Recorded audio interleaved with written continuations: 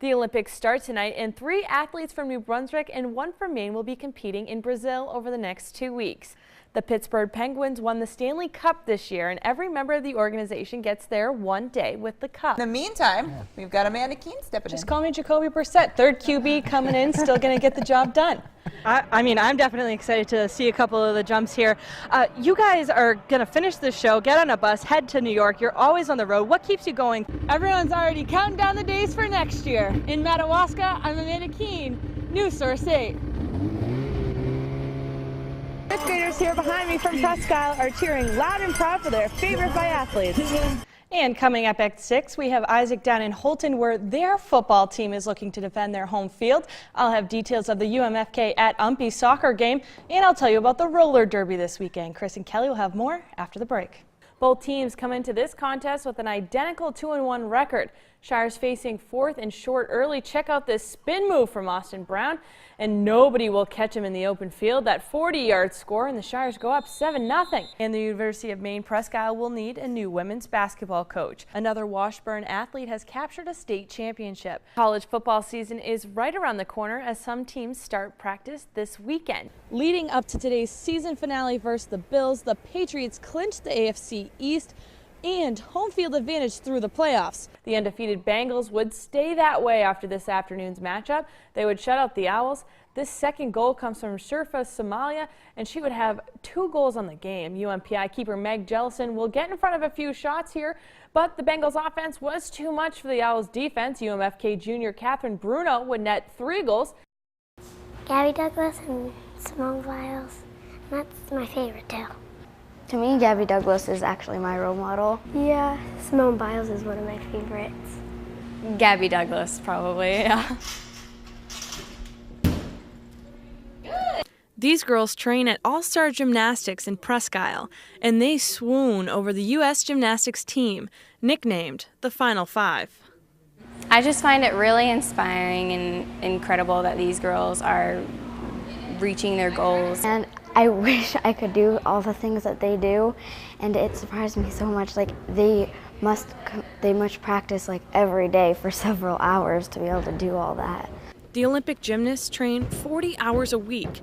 Many of these girls train for 4, but that doesn't stop them from having dreams, especially of wearing a red, white, and blue leotard atop an Olympic podium. I guess I just want to be in the Olympics. It would be so cool. I would love to have a gold medal. That'd be really cool. These young athletes haven't counted themselves out of the 2024 Olympic Games. They look to the U.S. team for inspiration, to work hard, one goal at a time. Favorite part about watching the U.S. team would probably be that I like to compare what they do to what I do, because there's a lot of smaller skills in gymnastics that build up to things that I would never think that I would be able to do, and it's really cool that I can think that I might be able to do that someday. These gymnasts working out in a small gym in Presque Isle may never make the Olympic team, but every Olympian started somewhere. For News Source 8, I'm Amanda Keene. A lack of volunteers has severely slowed snowmobile trail maintenance in Van Buren this season. Nobody stepped up to manage the organization. You know, and it puts us in a hard spot this year where and nobody really wants to talk about snowmobiling till the snow flies. But in the recent snow we've gotten, you know, everybody's kind of concerned on you know, what's the status of our trails all of a sudden. You know, are the trails getting groomed? And the answer is technically no at this point. Just 3 years ago, we were 3rd, and we had the 3rd best trails in Aroostook County in the whole United States. So this is going to be a black mark against us, I can tell you that. With the threat of a black mark on the reputation of Aroostook snowmobile trails, the Gateway Club is looking for someone to step up and take a large role in the club. They are in need of more members and for their current members to become more involved. If this doesn't happen, there could be some serious economic consequences. Only me, the restaurants, Van Buren, it's been my experience so far in Van Buren that people would rather use Van Buren as a stop-off. People will leave my other place, come to Van Buren for lunch, and go to Madawaska or go to Fort Kent. It's very important because it's a loop.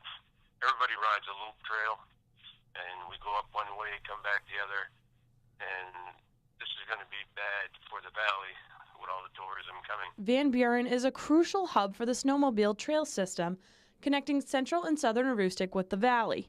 Groomers did get out and connect the trail system to Caribou, but that is all has been done with no manager to set a schedule and to ensure equipment is updated.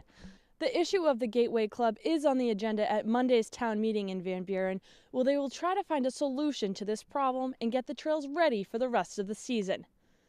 In Van Buren, I'm Amanda Keene, News Source 8.